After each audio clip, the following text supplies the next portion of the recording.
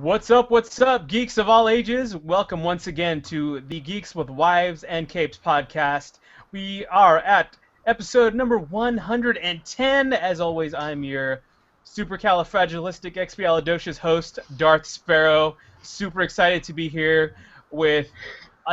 you liked that, didn't you, Tyler? Yes, I did. I'm a sucker for Mary Poppins. That's right. I am super excited to be here once again with two of my most favoritist, most awesome, amazing team of podcast co-hosts. First of all, to my, I don't know what direction you're in to everybody else, but to my right. Digital left. The digital left. The man, the myth, the legend, Mr. Tyler Pollock. What's up, man? Nothing much. Just trying to quickly reread comics to get the plot down. Hey man, I know how you feel, man. I had some meetings to go to this afternoon, so I'm like trying to remember what I read and stuff. How was your week, brother? Oh, good. I managed to get a month of comics down, so that was fun and expensive. You got a nice little backlog, huh? Yeah, like Secret Wars is great and terrible. Great stories. Yes. Terrible for my wallet. Yes. As those things are. Well, yep. I'm excited to hear what you read, so we'll get to that in a little bit. Yeah. Good to have you on again, my friend. And of course, also with us this evening, the gentleman who brings the handsome with the awesome newsy hat, C.K. C.K, what's going on, C.K? Thanks for calling me handsome. That's so exciting. I worked really hard on this. I posted a 12-step program to Twitter. It mostly involved all the mistakes I've made. So what does the fashion 12-step program involve for geeks like us? The 12-step program to getting handsome for a podcast, if you're like me. Super basics. Please floss and brush your teeth. You'll feel a lot better. Mouthwash. If you're into that kind of thing. I have rosy cheeks. I tried really hard to work in a rosy press joke. I failed miserably. I felt really bad about myself. So I use foundation. Don't be afraid to use a little makeup on your shiny face or your red cheeks if you're trying to get handsome. Put on handsome clothes, which I have. Thanks again for this tie Loot Crate. I wore the Loot Crate tie last time. I think Loot Crate is single-handedly helping a lot of geeks out there get more handsome. Right. They got some good stuff. I wish that they would give me more ties because my dad stole all mine, and it's pretty disappointing. All right. And then, brush your hair, realize that you're putting on a hat, so it didn't matter, and put the hat on anyways. And then you are handsome, like me. Boom. Look at that. There it is. But you got to go for it. Yes. Everyone can do it. Listen wisely, geeks. CK's got this down for us. To a science and an art. Well, it's good to have you on again, my friend. It's always awesome to have you two on the show. Very excited. Thank you. Thank you. Get an awesome, fresh perspective on things. You know what I'm talking about? You know what I'm saying? We're going to get perspective. And one thing we're really excited to get some perspective about is our incredible, awesome, super talented guest. We are humbled and honored tonight to be joined by a gentleman who writes for Vertigo and Image, and of course DC. Ladies and gentlemen, let's welcome to the show, Mr. Orlando. Boom! What's up, man? Hello. What's going on? Mr. Steve Orlando, what's going on? I feel like we've had like a bunch of your friends on already, and we're waiting for you. We're like, gotta have Steve on. Well, I don't have friends. Oh, come on now. We had your rival on. We had your rival Tom King on. Your nemesis. Tom King. I can't. This isn't an NC-17 show. Fights in the Bring street. it. I want to hear it. I can't talk about Tom King. There was a lot of fist shaking when your name came up. He's like, Orlando. Assertive fist shaking too. We don't do panels together anymore. Gotcha. Well, Steve, welcome, man. We're excited to have you. Let's start off with you. How was your week? What's going on in Steve's world today? My week is pretty insane because you might have heard that there's like a small local convention going on next week. Yeah, something about it. Yeah, it's that small thing, New York Comic Con or whatever. So right? Yeah, I've been promised that it's a small gathering, a very intimate gathering of close friends who just get around for like coffee clutches. So I've been told that that's a great second con experience. I'm very excited about my small intimate gathering with thousands and thousands of people. Feel pretty good. So yeah, no, I've been getting ready for that. I'm going to have an exclusive at my table, which I'm sharing with Frank Barberi. But as you've said, my rival. So we won't be there at the same time because we can't be. Yes. But it is the same table. Yes. Feel free to steal all the 5 ghost things there, but buy all my things. So I'm getting ready for that. I'm doing my first ever New York City Comic-Con exclusive, which is going to be announced tomorrow, but I guess it's kind of announced right now since I'm talking about it. There it is. So it's an undertow print that is going to be limited to 100, hand-lettered. It's a embossed letterpress print, so very artsy for comics, but I know artsy people. Yeah. And oh my gosh. No, it's just, Undertow's so beautiful. Yeah.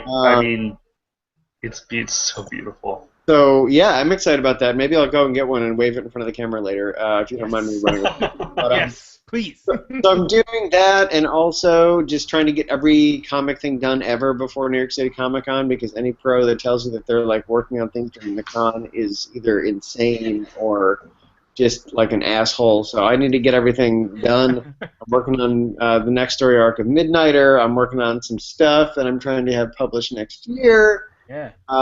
So there's lots of stuff, and in between, I find time to sell cognac. So.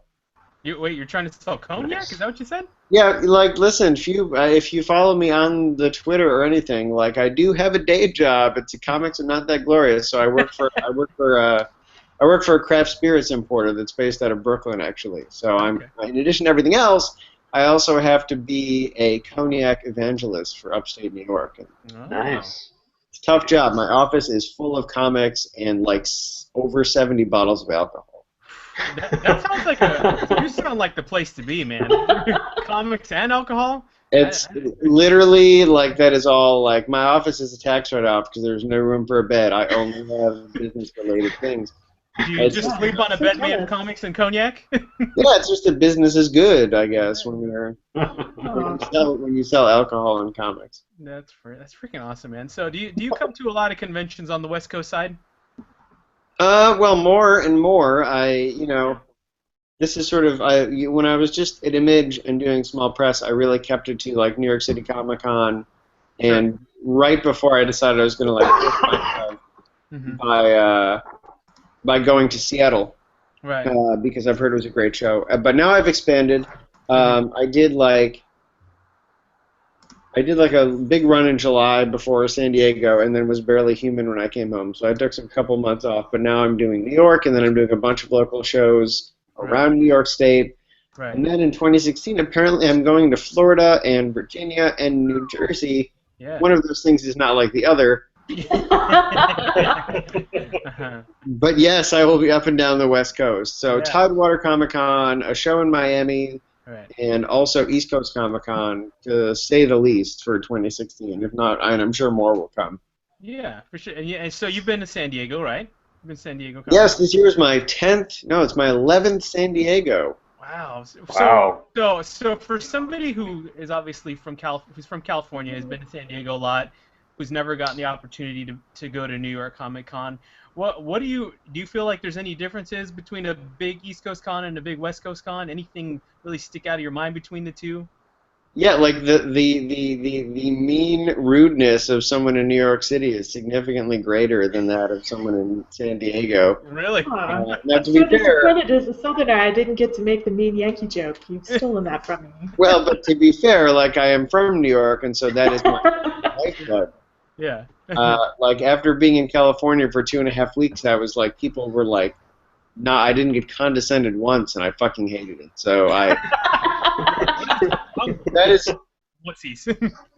both true. So I saw in Bleeding Cool that they apparently put in a subway stop that is right in front of Javits.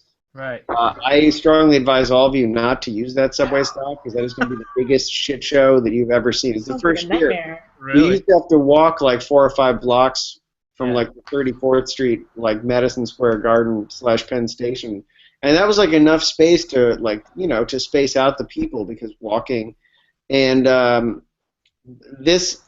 predict that this subway stop is going to be the site of all comics drama for New York Comic Con because it's going to be like Splatterhouse. So I will not be using it, but it will also be a microcosm of the entire con. Right. So yeah, that's the big difference. But they're also otherwise like shockingly similar. Like they're both too big for the space that they're in, and there's no space bigger to host them. Sure.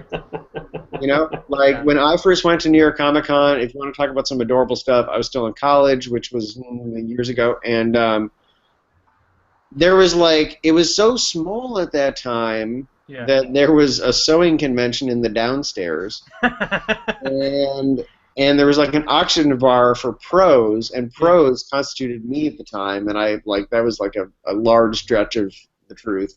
Yeah.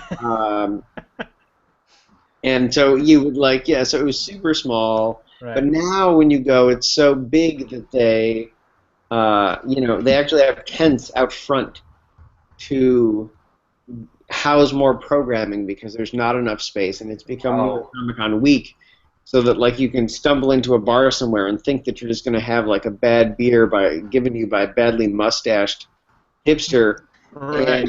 And suddenly you're in like a comics panel, like me and Barbaria are there talking about things, and you don't even know why. So it's going to be an exciting week. It sounds like a good time. I got to get out to New York one of these weeks, but... Yeah, well, you should try to go to Special Edition if you're from California, because June is at least somewhat hot, and it's going to be, we're supposed to get a hurricane this weekend, so like it's going to be like actually the worst time to come to New York ever. Oh boy. Yeah. That sounds amazing. It sounds like a good time for all those folks coming to New York. I'm super pumped. Yeah. Yeah, for sure. Well, Steve, let's talk about you, man. Let's talk about your origin story. We always ask that of our guests. How did you get into comics? When did your geekdom begin? Well, those are two different questions. My geekdom, like I bought a West Coast Avengers comic at the Syracuse, New York, flea market when I was like 4. Right. And I was not ready to write comics at that time. Yeah.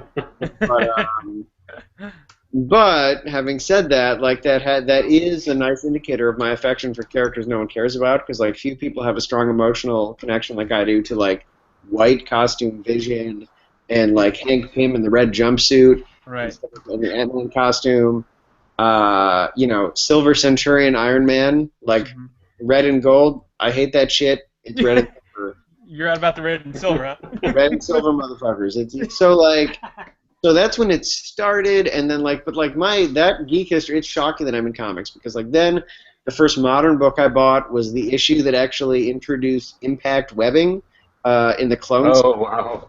And featured Scarlet Spider. I bought that at a Walden Books. Oh yeah. And I didn't know about comic stores at that time, so I tried following it at Walden Books, but then of course bookstores stopped existing, and so.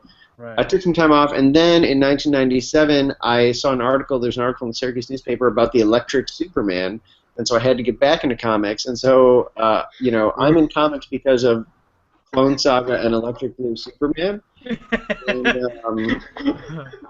it's a real thing. It's a good way to get in, man. And so I saw an editorial in one of the Electric Blue Superman books.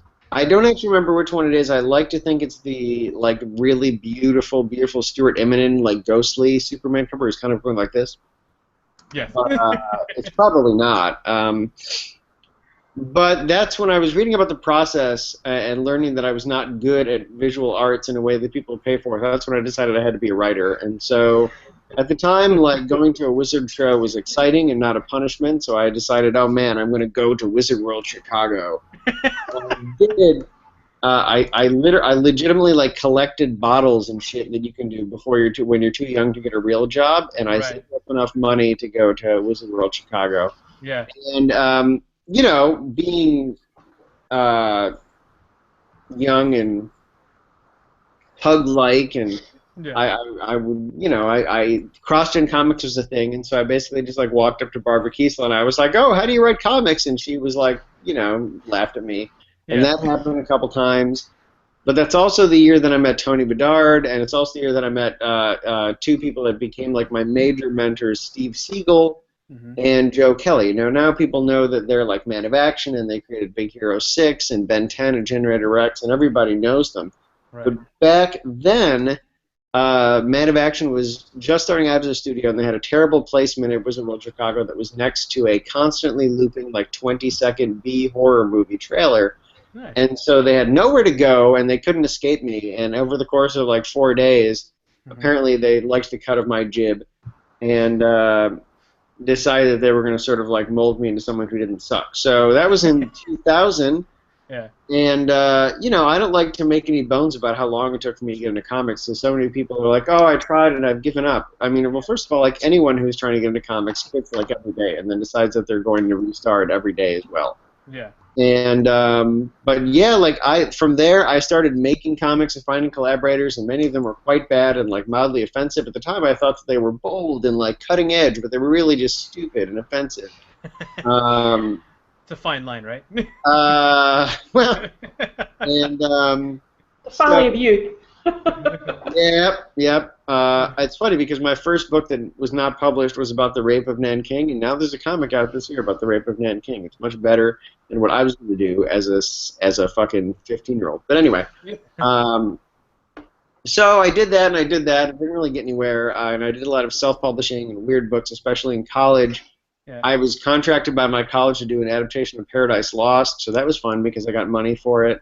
Right. And a couple other things, but that's where I met, that was already we're in 2008, so we have 8 years of people being like, no, that's terrible. Yeah. And important to say that, like, during that time, and it's one of the reasons that if you've seen me give advice in comics, I do not always seem like a nice guy, but everything I say is very, it's not sugar-coated, and, like, that comes from being sort of mentored by Steve Siegel, right, who's, like, very, very caring, but in a way that is very, very cold and impersonal, so it's kind of hard to nail down. Like he wants to adopt like older adoptees because no one wants them, but then he'll talk about that in like a sarcastic way. So he's like a unique man, and at the same time would be like, has no time to be like, oh, this is really a good try, kid. Like pat on the back and slap on the ass. He'd be like, nope, that's terrible.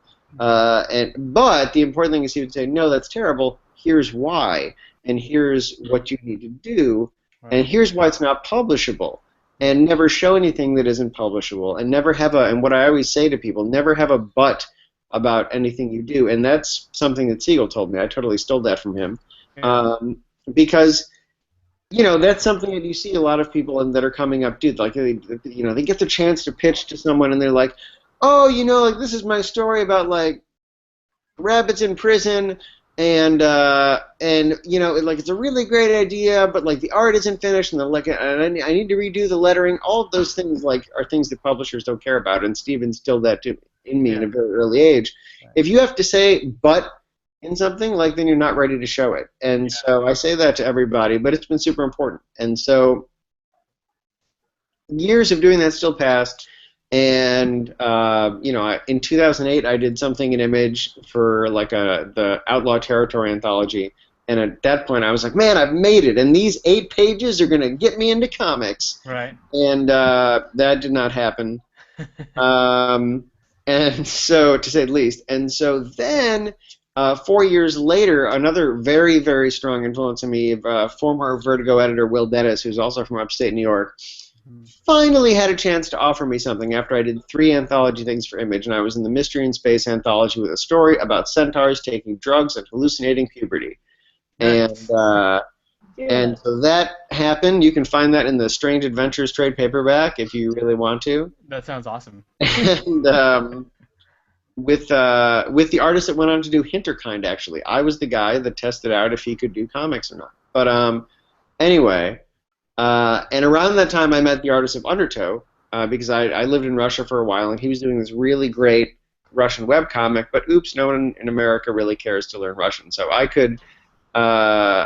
read it, and he was like, oh, this is amazing. We did a couple short stories, some of which haven't been published yet. I really think they should. Yeah. Write your senator about that. But So that happened, and even then, like if you want to talk, because when I talk to people about comics, and I'm almost wrapped up because this has been a way longer answer than you expected. It is an entertainment industry, and yes, maybe things should be different, but the reality is right now is that two things get you a job in any entertainment industry. One of them is relationships, and the other one is talent. And sometimes relationships can get you a job either way, but alone, talent almost never does. And so and Steve is okay with me saying this, like, I'd submitted tons of things to Image before. And Steve had always said, when you do something that is ready to be published, I will help you out. So I showed him Undertow, and this at this point is like 12 years of work getting into comics. I know nothing at this point. I'm just like, Rawr! And so I was like, oh, Steve, New York City Comic Con 2012. I was like, oh, Steve, witty comment, because that's what we do. And I was like, this is what I did. Like, look at this book. And he goes, oh, this looks good. What are you thinking about doing with it? I said, oh, well, obviously, I'd like to do it in Image. And he goes, oh, here, read this. And, physically put it in the hands of the guy standing next to him that I didn't know at the time because I didn't have Google, I guess, was Eric Stevenson. And Eric said, all right, I'll do it. And, like, that is literally a 30-second exchange that was 12 years in the making. And the reason I say that it's relationships and talent is because, if that book wasn't good, it still wouldn't have happened. But that thing, like that person that is a peer of the tastemakers, handing that over wouldn't have happened if I didn't take the time to show people and make those relationships with people. And so the other reason I talk about comics, and that's sort of where I'll end how I got into comics, because that is a blueprint for how I got work at DC. It's a blueprint for everything else. Right. And it's the important thing that Steve told me again back when I was 14. In addition to everything I just said, one thing that people who are trying to get into comics, they never, and I was guilty of it too, you never really consider that editors and publishers, they're people. And when you read stories about the fact that people have tried to pitch Jim Valentino books in the bathroom, right. Key for this, and that's why I say relationships, is if you make sure people know that you're that you're an actual person, that you're a professional. You need to be seen as someone that isn't just basically a lamprey trying to suck a job out of them. Right. And so relationships are a big part of it. And if you can't get to conventions because you live in another country, I did the hashtag comic talk and someone asked me that, find a collaborator that can. Obviously, Artyom from Undertow lives in Siberia. He was never going to go to New York Comic Con, but I can. Right. And it's an important thing. Hone your craft and find a way to present yourself in a professional, respectful way. Yeah. And that doesn't mean kiss a lot of ass and things like that, but just have common sense. Literally, editors have been pitched a comic idea everywhere. You name a spot, barring mid-coitus, and I wouldn't even say that is accurate. I don't know. They have been pitched a comic story. Yeah. And anyone who is taking a piss and is hey, Jim, want to hear about rabbits in prison? Yes. You're not going anywhere, man. So yeah. That's the long version, and there's a lot of late night going to weird grunge punk rock clubs with Will Dennis and strange talking about cats with Steve Siegel in between there. Right. But the fact is it's work, it's not giving up, and it's having a support group because, like I said, I quit comics numerous times a year, and then I have one or two friends that aren't in the industry as well that are you're an idiot, get back to it. Yeah. And that's also quite important. Yeah. So that's the answer, and also take a look what other people are doing. That was key for me too. That's something a lot of people don't realize. There's no starter book for people anymore. So if you're doing something, you literally have to look at what a publisher is doing, and it has to hypothetically be better than everything else they're doing. Because if not, why would they publish it? Yeah. And so I don't know. That's the end of my really long story, but I think it's really important because there are certain logical things that sometimes people. Yeah. People look at books that have been around for a long time and say, the first issues, the art is kind of primitive and all these things, and then it found its place. Or even books from Image 15 years ago. 10 years ago, but that's not now. So the rules are always changing, right. And you got to be better than everything else you're competing against, even if it's a friendly competition, if you're going to get in there. And I think that's enough of an answer. It's a 15-minute answer. It's a great answer, man. Thank you. I feel we experienced 3 Spider-Man reboots. during that answer, but they were all full of like really powerful life advice, as Spider-Man reboots always tend to be. There's always some nugget. I'm like, I feel that, but I feel like that's super useful information for almost any field. Like, yeah, definitely. I think people underestimate the power of like, being friends with other people who do the thing that you do. My field, which is totally unrelated to writing. But that's how most people get jobs in my industry. It's not necessarily because you have a friend who will get you the job because you're friends, but you have a friend who's been friends with you and like gone through the same experiences and understands the same work that you do and knows like in a crunch, okay, if I need a person to do this job and I've seen you do this job and I've seen you do this job really well, like you are the person I want to recommend for it. And you know, it's always kind of frustrating to hear that from this perspective, like, well, I was born and I have this really amazing innate raw natural talent, and now I also have to be like good at friendship, which is hard. I'm very bad at friends.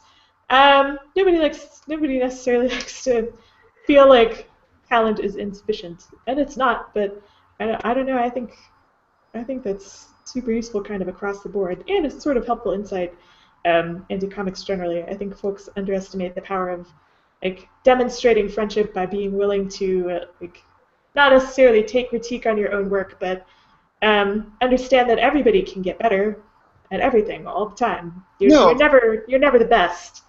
So being able to like build relationships that both give you critique and like demonstrate that you like want to listen and want to learn and want to have like really positive relationships with your peers because you know that it's really good.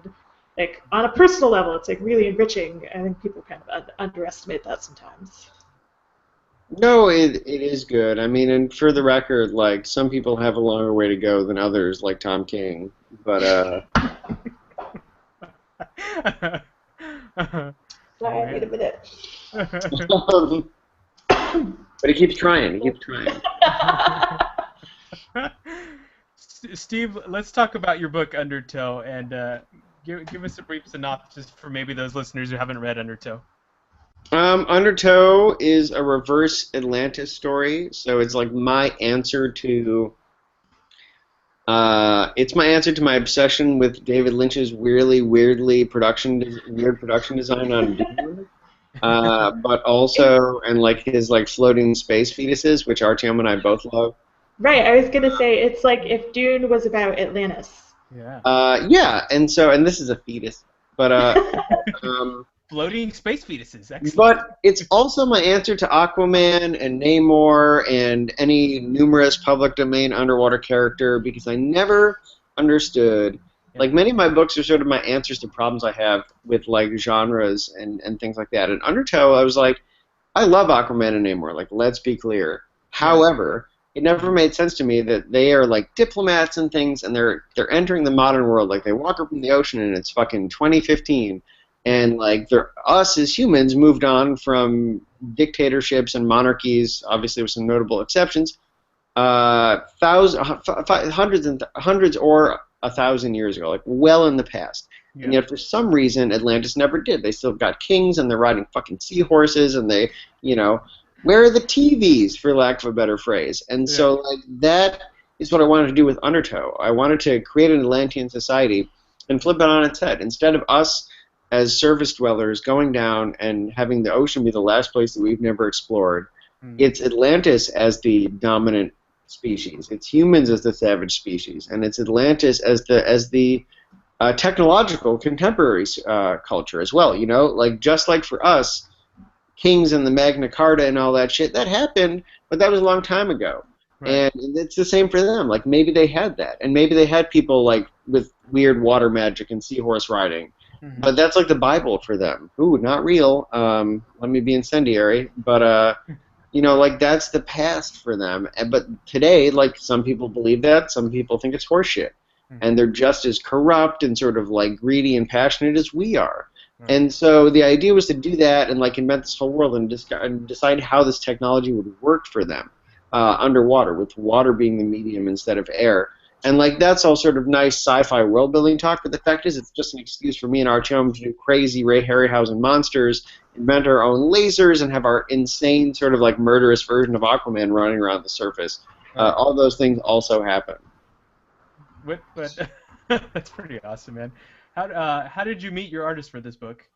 Well, Artyom is the guy. He was doing a Russian webcomic, and you know, I found it. It's called Mad Blade, and it's an amazing book, but not many people are noticing it because it was all in Russian, and he was not bad at English, but I at the time was quite good at Russian. Now we switched places because I've been home for so many years, and my Russian sounds like a second grader, and his English fine, but anyway, so we decided to work together, and we had a lot of similar interests, you know, like weird designs, Frank Herbert, but not just that, like, as I said, like those old like stop-motion monsters, and this sort of organic industrial design, this meeting of the two that his work sort of brings up, where like they're kind of this like industrial grotesque that we're both really into. And so that's how Undertow came about, and it was imagery based. You know, Artyom, the only thing he sent me a huge list of things that he wanted to draw. The only thing we didn't get in was people in spacesuits riding horses. He calls them, you know, the water tight suits spacesuits. But anyway, so it was just about us wanting to jam and Image being on board, and that's how we got together. That's awesome, man. It's good. Cool. But, I unfortunately haven't gotten a chance to read it, but I would really like to. It looks amazing. What kind of like genre movies inspired you as a kid, like back in your young days? Like, what kind of made you want to take on this book like this? You know, using underwater Atlantis. You mean besides the space fetuses? Yeah, besides the space fetuses.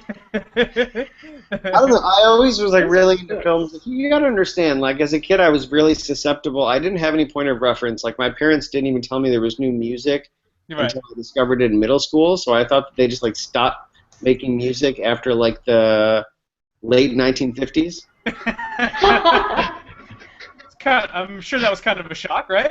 Well, my parents are both older, and my father was in the military and hated everything about the 60s that I love now. Right. So, like, that music didn't exist, rock and roll didn't exist, and I thought it was just like, so it was like me listening to the fucking Righteous Brothers at age 12. It was, you know, you love. Anyways, the point is that I was very susceptible to marketing and things like that. So like I had weird influences, you know. Like I watched The Last Unicorn like 145 times on this VHS video game, and I would believe anything that was on the back of a VHS tape. So specifically, I used to always rent the live, which I still love the design to, by the way. Before I say this, the live-action Masters of the Universe movie. Dolph Lundgren. Don't say goodbye. Don't say goodbye. Say good journey. But anyway, but the point is because on the back it was like the next Star Wars, and so I was like, "Fuck, it's the next Star Wars." This is the next Star Wars. Yes. And so like I watched that a lot, and you know, like those are the things that I sort of became into, along with like a lot. I mean, like here's the thing, like.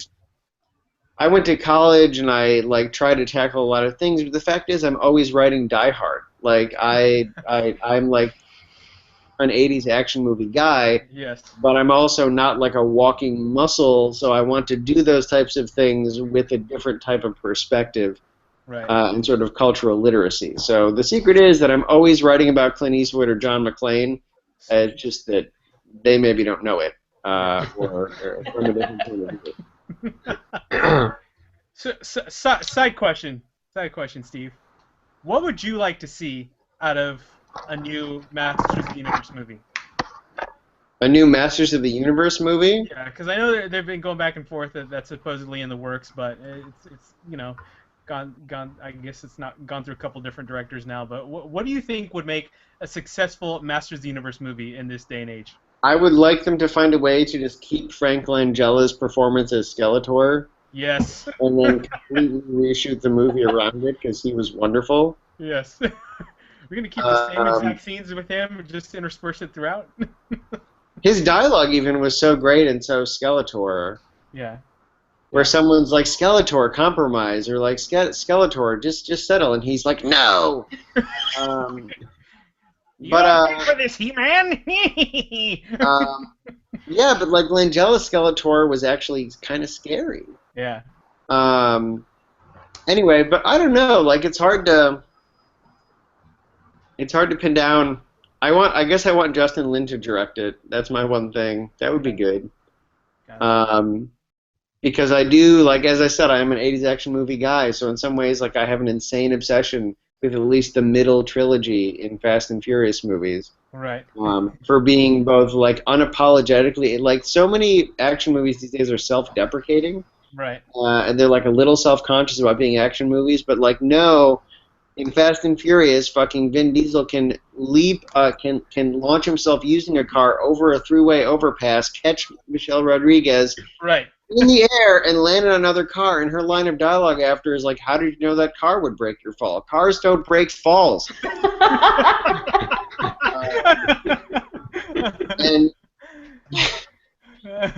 Right. As long as the final trilogy is not like 3 movies explaining the physics of how the cars can break the falls and how they know where to go. Yes. I don't like those action movies. I want action movies where everybody like fights bad guys and just blows stuff up and exactly. And they kind of jumped the shark in the most recent one, barring when The Rock flexes out of a cast. Yes. That was money right there. Like, I mean, you've seen The Rock. I mean, I'm pretty sure that he's actually superhuman in some way. He rescued a puppy, I say, revealing the soft heart within my soft marshmallow exterior. That's what I care. Save a dog. So anyway, I want that guy to direct the Masters of the Universe movie because, like, you know, it is absurd. It's about a guy, you know. Well, anyway, you know what it's about. About a guy, yeah. And you need someone that is going to lean into that and not be like wink, wink to the audience, which I just think is played out, man. Yeah. Like, I don't know, that I hate shit like that. Like, make a crazy action movie, make a sappy romantic movie, whatever, and like own that. It's weirdly postmodern is also playing out these days, like embarrassed by what you're doing.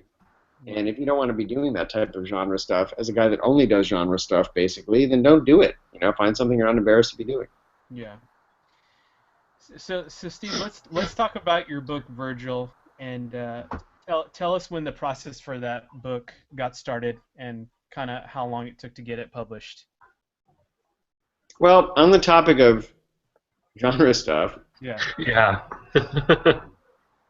Virgil started with me thinking. Well, it started actually with an anthology that I was in called Nobodies, Volume 2, which the idea was that the smaller publisher would draw more ink. Mm-hmm. And actually, this is where I debuted the first time I ever worked with Artyom from Undertow. Yeah. Also in that book was J.D. Faith. And so we didn't work together, but we both got our comps and we're like, wow, this guy, in my case, wow, this guy's good. And J.D. Faith's place, like, wow, this guy, you know, is a person. And so we knew we wanted to work together because we had similar interests, and JD was really into noir and wanted to create this neon noir because he was into it but not into the color palette. Mm-hmm. And so that had already happened, and we weren't sure how it was going to happen. As luck would have it, I went to Django Unchained. This is, so you know, this is like 3 or 4 years ago now. Right. And I was just so sick of the marketing machine for Quentin Tarantino as like an edgy director. Because his last 2 movies at that point, now that I'd seen Django Unchained, were summed up by, like, Nazis are bad. And I shouldn't air quote that. Nazis are bad. And then racism is bad. These are both things that are true, but I didn't think they were bold statements. People are like, oh, Tarantino, showing, like, people getting revenge. Like, that is cathartic, but it's also not an edgy statement. Anyone who doesn't think that Nazis and racists are bad should be put in a burlap sack and thrown into a river. Like, they're not, you know, whatever, fuck them. So, like, I walked out, I was like, well, you know, if Quentin Tarantino had balls, he would have made Django gay, because that would have pissed people off. Some people would have legitimately disagreed with that. And I was like, and I had I want Frank to text me right now because I had like a boop, and I was like, why would I wait for anyone else to do that? I'm just going to do it. And luckily, I've got this guy JD that wants to do crime noir, neon noir, so we're going to make it queer noir. Right. And at the time, I wasn't sure where it was going to be, but I started digging into things, and I'd read some really terrible articles about things that happened, obviously in Russia and also sub-Saharan Africa. But when I found Jamaica, it was interesting because there was such a contrast between the sort of fish head, especially American and European viewpoint of it being like, smoke a doob and sit back on the beach and it's very relaxed. Yeah. Well, not for everyone, and so that was something that I just thought that's the work of comics. Show people things they haven't seen before. Take them someplace they haven't gone before. And that's how it became set in Jamaica. Yeah. And it falls into my rant about Fast and Furious, actually. Like, Virgil was going to be an unabashed action revenge book. It was going to have a gay male lead, and it wasn't going to fetishize it, but I wasn't going to apologize for it either. Right. And you were going to love it regardless, and you're going to love him regardless, because that emotional drive to him is not specific to being gay or being queer. Wanting to protect our loved ones is universal. Sure. And so it's both putting gay characters somewhere they've never been before, but on this journey that people can relate to, regardless of who you are. And so, and doing it, of course, with the most punching possible if you've read the book. But yeah, I mean, it's really just words. It's very good, and the art and colors are very nice. I can't think of what I was going to say right now. Come back to me later, please. Well, the thing that was interesting about it to me, because I was like, rambling off an interview about it before I came on with you guys. Yeah. Is that I've been like leaning into people who weren't sure about the book because why not? And this one person read it and was like, I read this book and the violence at first was it was off-putting and shocking, and then I found it strangely cathartic. Yeah. And I was like, actually, that's perfect. So I put it on the back of the book. Like, it's there. That's not the exact quote, but it's on the back of the book right now. I was like, actually, man, I would like to quote you on the book because that's the experience that I want. Like, people said, like, oh, well, why do a book that has this violence in it? Because, there's decades of unrest and anger. And, like, people need a little bit of catharsis. They deserve it. And so that journey, like, is, like, kind of, like, exactly what I want. Yeah. Yeah. My thoughts are much better, I think. For some reason I can't think of what I was going to say. I did a review on it, and all my opinions are probably in there. But, I mean, it was extremely satisfying to see Virgil beat these people's faces in. And I mean, it was there were parts I didn't expect. There were parts that I did expect that, but went a bit further than I expected. Does that make sense? Like I was prepared for it, but I wasn't also prepared for it. Mm-hmm. And I mean the scene, the ending scene in the beach house. I mean, that was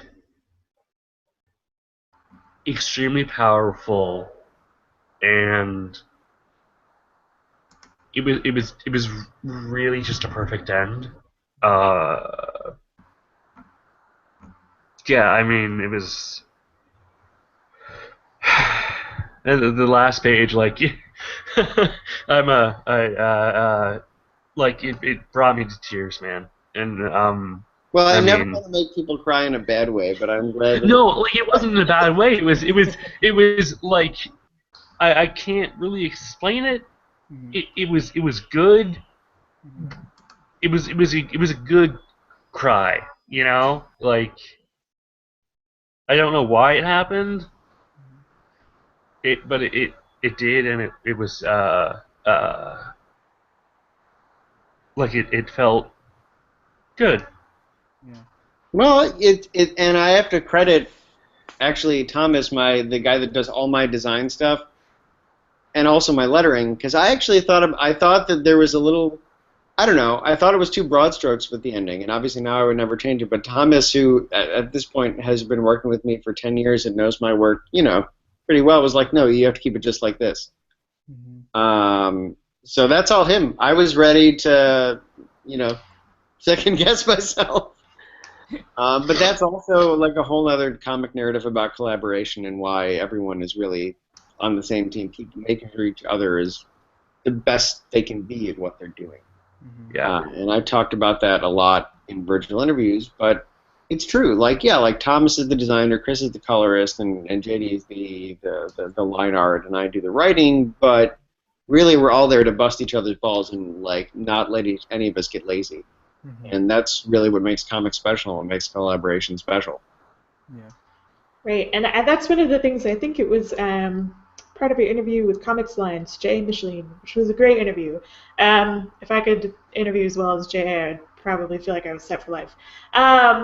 But I was really impressed with you in that interview because you talked a lot both about the collaborative process on writing and designing the book and coming up with this kind of neo-noir palette, but also a lot about the research that you've done to have it feel very authentically a book about Jamaica and the real experiences that LGBTQ folks in Jamaica are experiencing now, today, which I think is probably also part of the reason that it makes it like such a viscerally difficult read for a lot of people, that's kind of a separate tangent, I guess. But I just thought it was really interesting how you discussed it with Jay, like that you'd done all this research and you'd the organization that Virgil wakes up in. Thank you. I was like, this is so easy, I should remember it, and I can't. That I don't know, I really appreciated the effort that you put into not only collaborating with JD Faith and Tom to make such a well-produced book, but also the work that you put in on your own on the research to make sure that you were writing not just this queersploitation title in a setting that happened to lend itself very well to that genre, but also to make sure that it was really authentic, a really authentic story about Jamaica. Like, it's not just here because, well, that's convenient. It's here because there is a story to be told, and it's real and very impactful. And I don't know. I thought that you approached that in a really thoughtful way, and it really shone through in the book. And I was one of those people that was kind of reluctant to read it. And it was a really difficult read on an emotional level, that is to say. It's a stellar book, but I think that after reading your interview with J.A., like, that was a really impactful part of the process, for me at least. I feel like there was a question, and then I just got hit with all of these feels, and I lost it. Is that something that you were really cognizant of going into wanting to write a queersploitation piece set in Jamaica? Is that something that you had kind of thought about beforehand? Like, well, did you like sit down and make a list of like, maybe I should talk to these people? Or was it just kind of like, here's what I have, let's see how other folks kind of react to it before we get too knee deep in like scripting and things like that? Does that make sense? Well, I think it makes sense, and like it definitely makes sense.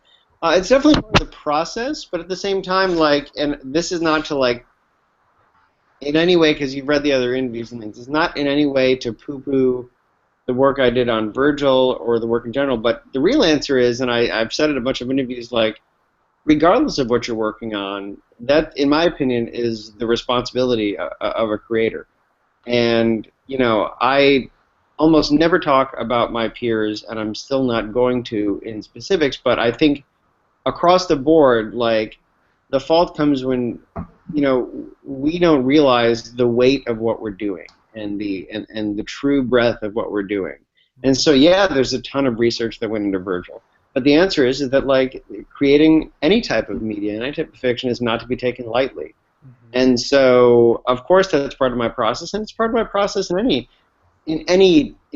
book, and because that, you're always representing someone, and you're always giving someone a face, and I think that's part of it.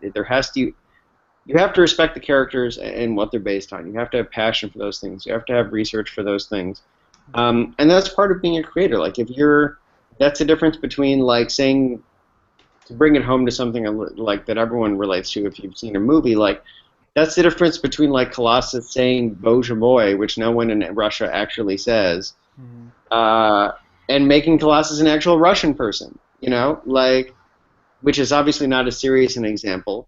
But that's that's what we have to do. Like, I don't think there's an excuse not to do that in 2015.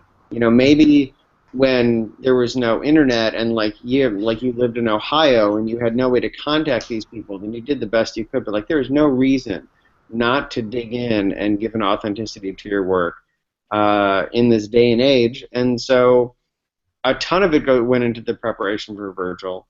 And I think a ton of it should go into the preparation for anything I do, anything anyone does, because you are doing something that for you is a story, and for the characters it is fictional, but it reflects things that are very real for people. And so you have to have respect for the audience, you have to have respect for the work you're doing, and understand really what it is to be a creator.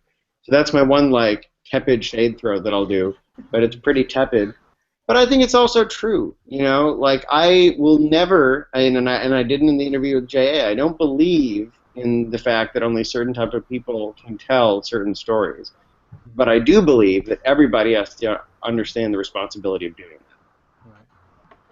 that. Right, and I feel like that's such an important distinction too. I think a lot of times when folks are like, well, we want more representation in creators or we want more representation in characters, I think sometimes the response to that is like, well, why don't you want me to write these things?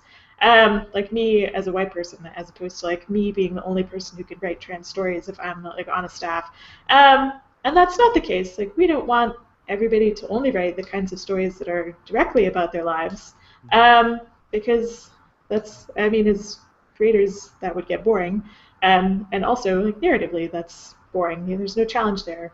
So it's not that certain kinds of people can't do it, but the kinds of people who should do it are the kinds of people who understand, like, I should Google this first. Like, maybe I should Google this, and then I can write it, and that will be an improvement.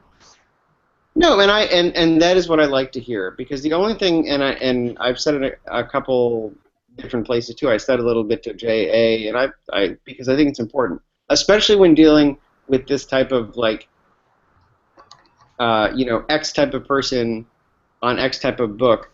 The real cry is for authenticity and respect, and especially when it comes to like queer creators in comics, I always think it's funny.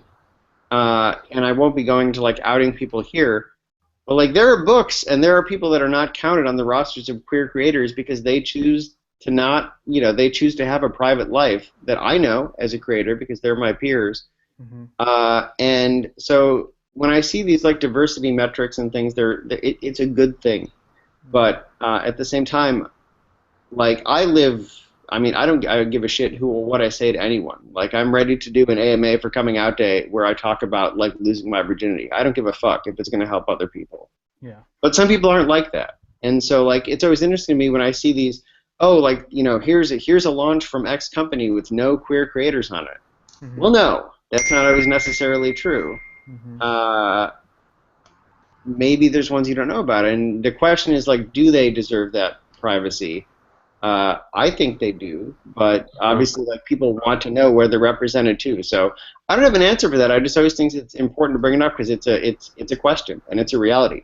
There are queer creators in comics that the mainstream media doesn't know about because they choose to let that be their life. Yeah. Steve, being that you talked about some very powerful, very realistic subject matter in this book, how has this impacted people positively? Have you gotten any stories from any people who have read it that really had a very significant impact on their life from reading your book? Yeah, I mean, actually, the gentleman that wrote my other afterword is one of the people that I sent the Kickstarter edition to, and his feedback actually informed on the final version of the book. And he's living. I mean, he is gay in Jamaica. It's a pseudonym on the back of the book, so I'm not like threatening, endangering him. Right. And actually, to bring home the realities of life there, when he received his comps, FedEx missed him on the delivery, and like he was legitimately worried in between that FedEx would look too closely at the package, and like people would come to him when they found out what was in the package. Wow. So it's a very real thing. But yeah, I mean, it's the responses from people living there. It's responses from people not in Jamaica that are just excited to see a queer experience that isn't European and white. Yeah. Like, which is, you know, that's a reality. Sure. All those things are reality. And yet, you know, obviously, like, there have been, you need only look at things like Stonewall and especially the first season of Looking to see that there's a certain lens coming from the creative class that I think is kind of tunnel vision and doesn't need to be. Yeah. And, I like a year ago, I went through a phase where I watched a lot of queer movies on Netflix. that can be tough. Huh? I said that can be tough. Yeah, because pretty much everything was either the partner dies, gets outed and moves, just leaves, or and basically it was like it never ends happily. Like there's always something that happens and it never ends happily. And last week I watched this one. It was called Free Fall. I saw the preview for that and did not watch it, but I know it. Yeah, it's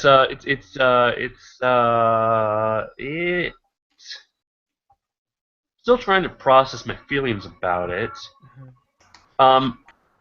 It has a really weird feeling towards people who like men and women, but that's me, and that's a whole other conversation.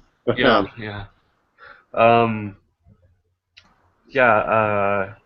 It was the movie just kind of like left off at this weird place where nothing was resolved and nothing was like completely done, and it was weird.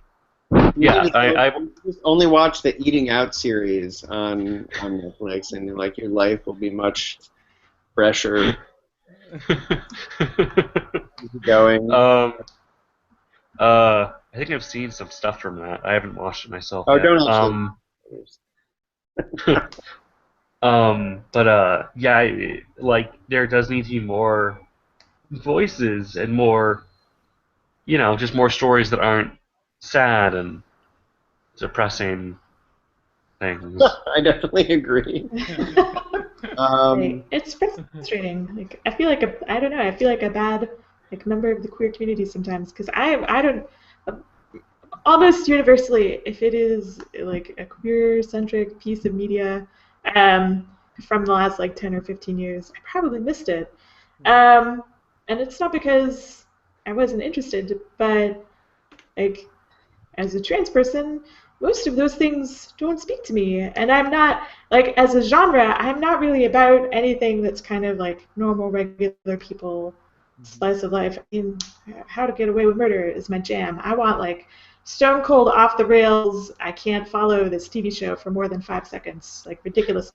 So there's not a lot of that amongst LGBT media. I've found personally. So.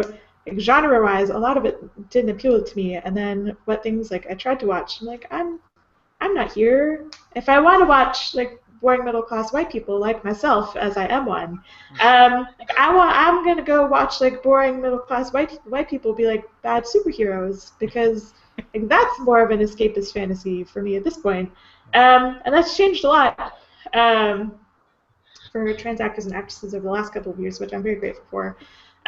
We're still kind of clawing our way towards that slowly in comics. Follow me on Twitter for more stream of consciousness trans feels once a week about all your favorite things. But yeah, I don't know, it's difficult. And as creators, sometimes they get kind of put off about producing things that aren't directly related to them in some way demographically because they don't want to do a bad job.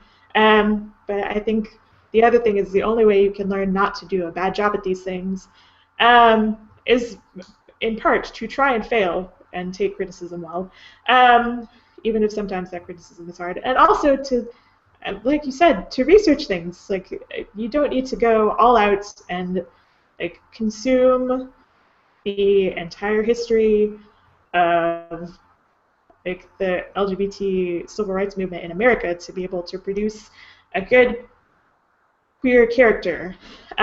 Maybe Roland Emmerich does, ironically, but the average person can probably like talk to friends or Google things, and be able to write a character into a comic in some way that will be meaningful to somebody.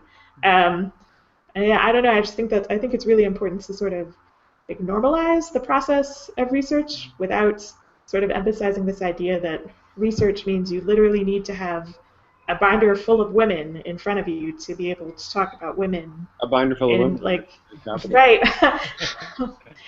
That's what I get paid for in my day job. Right. To be able to see, like, you don't need a binder full of people to be able to like write a certain community in a particular way. But you do need, I mean, you maybe need like 5 pages in like a college ruled like spiral notebook of some casual notes, and that might be helpful in some way. Could even be like shorthand, that's fine. Bifold. Just, yeah. Right, like just so like you need, I don't know, like a flip book, a small flip book of women that you made with your $1 20-page flip book that you got from the dollar store. Like that's better than no things. Yeah. Yeah, like little steps towards making an effort. Don't be intimidated by thoughts of binders. Just, you know, a little book. Yeah. Steve, before we switch gears, we're kind of, we always run on time when we talk to really good people like you, man. Tell our listeners about what you're doing over at DC on Midnighter and why they should be reading this book. Just whatever you, because you have Batman and Robin Eternal too. So if you want, you can talk about that. Yeah. But everyone should just be reading Midnighter.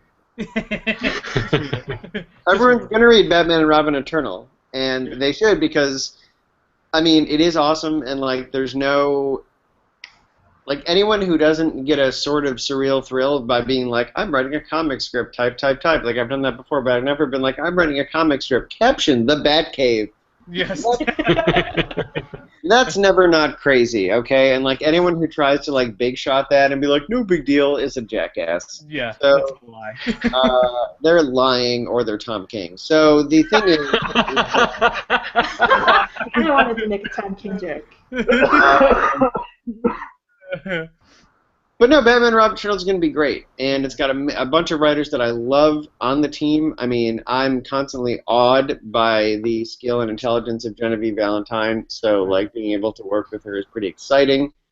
I mean, the guys from Hacktivist, Colin and Jackson have an amazing energy and just a great perspective that is outside of mainstream comics coming in, and they have incredible enthusiasm for characters that are going to be introduced in the book. I can't say enough about Tim Seeley. Not only does he put up with Tom King, but he's also just like obsessed with all of these things that make these great, sort of like the right amount of camp, the right amount of horror. I love Tim's work. Right. And James, who came up with the seed of the story and is writing these sort of keystone issues, is just has an incredible mythology about his work. So it's going to be a crazy book. And my issues, I will say before I get into Midnighter, do feature veteran artist Scott Eaton, but they feature him drawing things that he has never drawn in his 20-year comics career. That is to say, extremely detailed notes on the kitchen implements that are used in the fights in Batman and Robin Eternal. And the most complicated fight I've ever choreographed as a writer, probably on the scale of like the muddy prison riot in the Raid 2. So I'm pretty excited. I thought that Scott was going to come to Albany and headbutt me. He did not. He drew the hell out of the issue. Right. So very exciting.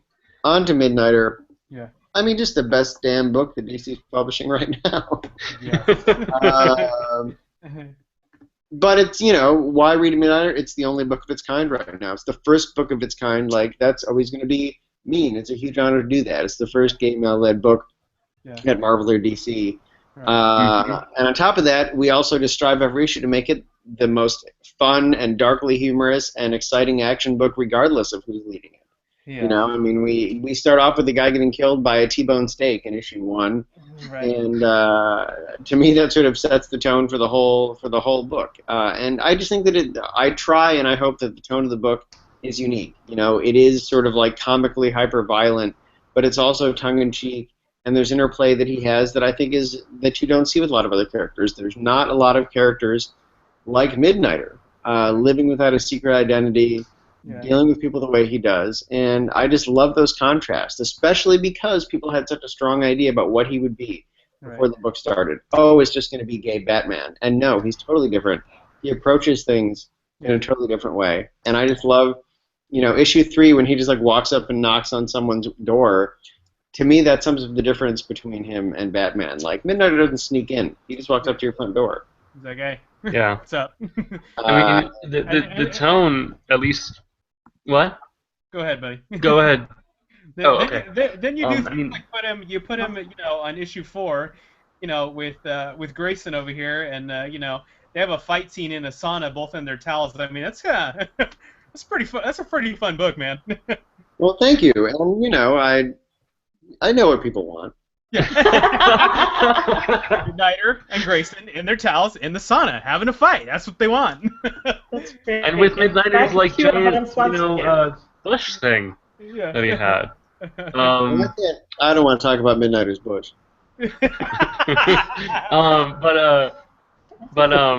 Yeah, I mean, at least for me, the now I can't. Nope. Yep. Nope. Now I mean, at least for me, yeah, the tone of Midnighter is something that I haven't experienced, and it's really exciting. Yeah. Like, I mean, I know that with every extremely hyper-violent fight, there's gonna be like a bunch of sexual innuendos thrown in there, and that's really like it's something really different. And it's awesome, man. I really love it, and like all the artists you've had on it, they're so great at just conveying body language and emotion. Just so beautiful. It's yeah. And I'm excited to say that if all goes to plan, finally we will have ACO for the wrap-up of the first story arc, 2 issues in a row, which is very exciting for me, 6 and 7. And I just found out who's going to draw issue 8 while ACO catches back up for issue 9. I can't say that yet, but I think he's going to do an amazing job as well. Someone who is on the roster of DC right now that I think is going to crush it on Midnighter for issue 8. And as a slight spoiler, issue 8 also has a character that I never really thought my editor would let me get past the pitch phase with. And yet here we are. Nice. It's the weirdest guest star. Anyone who guesses what the guest star in Midnighter 8 is, you're not going to guess. I mean... I like that you're like, there's no prize because you know. Nobody gets a prize for guessing. I mean, I don't even know, like, 'cause I have a history at DC of pitching characters to DC that they don't know they own. You're right. Just going to the backlog and character. Like, my role as Batman, the first Batman and Robin Eternal meeting, where they were like, we need a character that could do this, and I would be like, oh, actually, you already have one. Excuse me? Who is this? Like, I legitimately tried to get, and this is true, I legitimately tried, and it's not going to happen, sadly, so I'm sorry, but I tried to get a way that we could actually get Gossip Gertie from the movies into DC canon. She's the woman that interviews Bruce Wayne in, like, Batman Forever and Batman and Robin. The blonde with the curly hair and the glasses, right? Yeah. And, tell us, Bruce, what's Gotham's most eligible bachelor up to these days? That one? Yes, her. And I'm going to blow your mind if you don't know this. She was played by Bob Kane's wife. No way. Wow. That's awesome. Totally way. It's so funny. That's pretty wild. Well, guys, I mean, I had never read Midnighter. I picked it up, and it's definitely not Batman. Okay, so you need to check this book out. It's really fun. It's just a good old fashioned like Steve said, hyper violent, funny, just the right amount of camp. Good stuff. Steve, you're incredible, man. Thank you for being on tonight, brother. No, thank you. Okay, tell our Yeah, listeners and followers where they can find you on the interwebs and on the Twitters and all those other good places. Well, I mean, it's all very easy to remember. My Twitter is @TheSteveOrlando. My website is thesteveorlando.com. I'm the #1 Google result for Steve Orlando. Finally, there's a professor at University of Florida that has been dogging me for years. Yeah. But I finally fucking beat him. Yes. Excellent.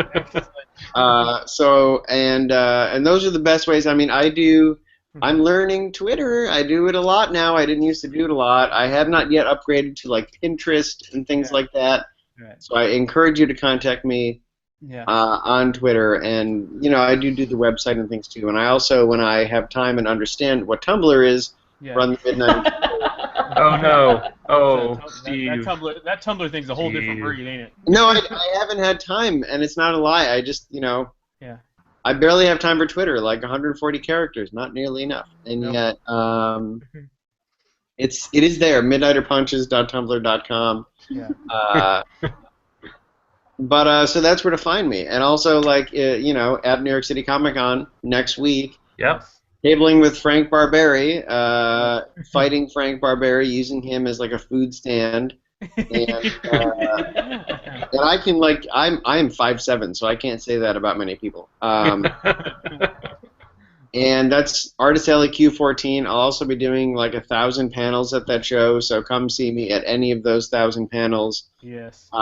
Including Diversity in Comics and the New York Times Gays in Comics panel on Thursday. And the Image Comics, where creators own action panel. I own it. Nice. It's mine.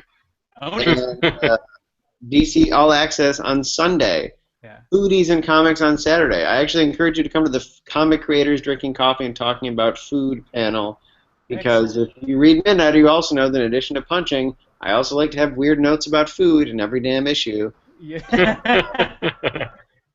That part will not stop either.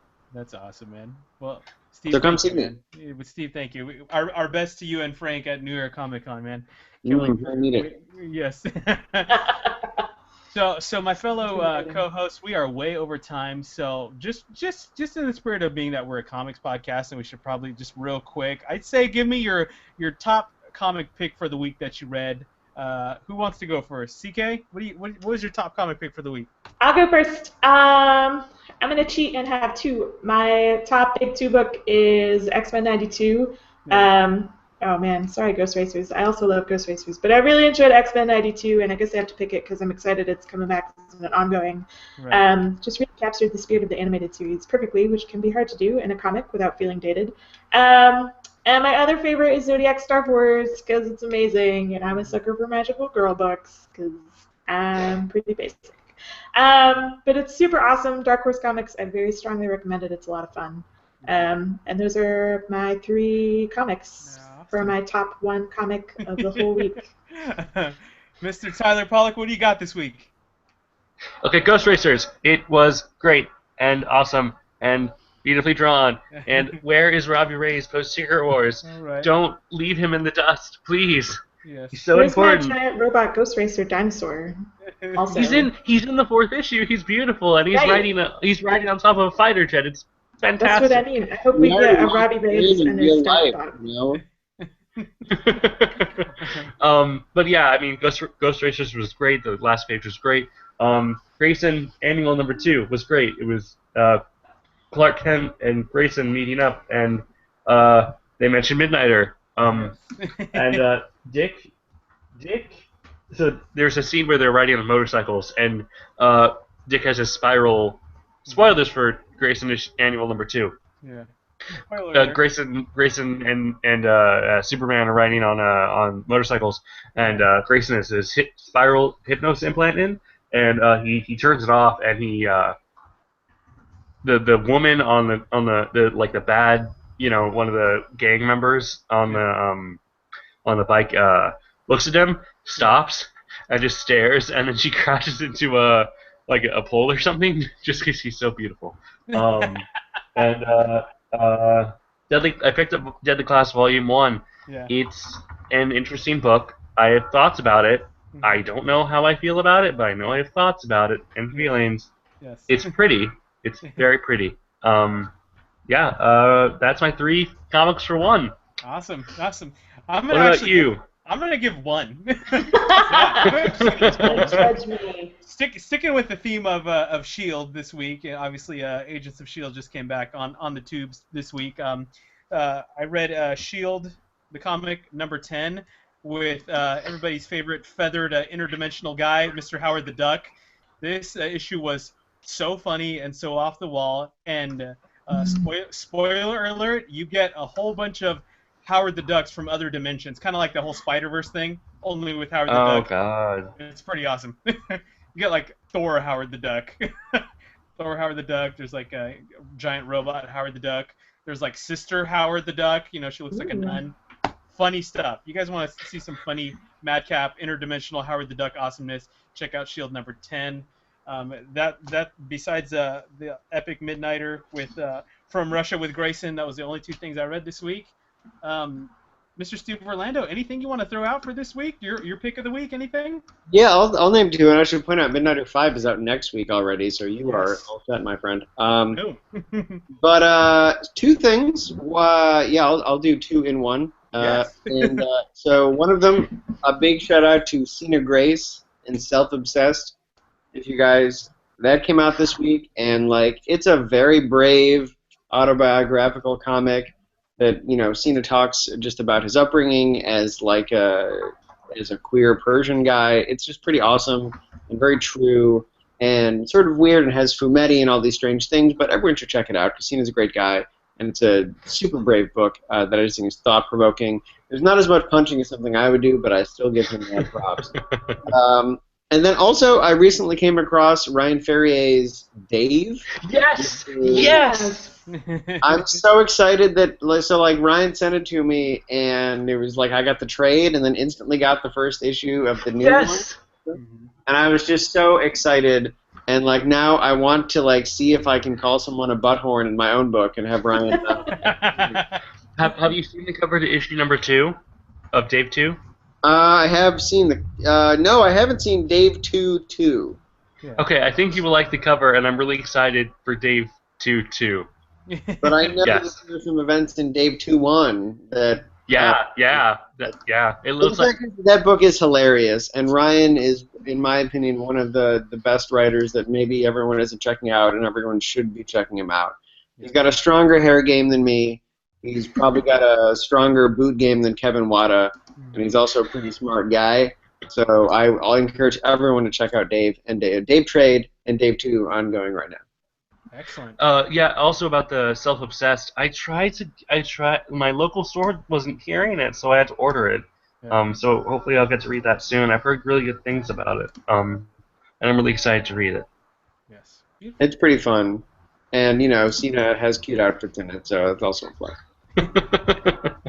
Beautiful stuff, my friends. Thank you so much, guys. Steve, it was an honor. It was a pleasure. Thank you so much. We hope we get to talk to you again, my friend. Yeah. Congrats on everything you're doing, man. You got some awesome stuff out right now. CK, where do we find you on Twitter? You can find me on Twitter crying my stream of consciousness cries every day at CK Cucco, CKCUCCO, like the bird. Awesome. Thank you, CK. Mr. Tyler, where do we find you on Twitter? You can find me at Cyberpunk Warlock, but Warlock like WARLOK, because Twitter is dumb. Twitter is dumb. Indeed. And as always, you can find me on Twitter at DarSparrow. As always, we urge you to check out our website, geekswithwives.com, for all the latest in comic, tech, entertainment, and all sorts of manner of geekery, reviews, news, and all that good stuff. Of course, if you're in the Central Valley, don't forget to check us out this month at ZapCon, which is coming up on October 17th and 18th. Just had a meeting with those awesome folks, and Geeks with Wives team is going to have a lot of awesome stuff going on. We got a booth. We got 2 panels. I have 3. I'm hosting the costume contest. All kinds of craziness going on. We appreciate your support, your kind words, your booing, your eggs and tomatoes, whatever you want to throw out at us, we'll take it because we love you. And as always, thank you for watching and listening on this fine Thursday. For the whole team and for the rest of them who couldn't be here, we thank you. And as always, I'll catch you on that one side. You all know what I'm going to say, on the geek side. Boom. Yeah.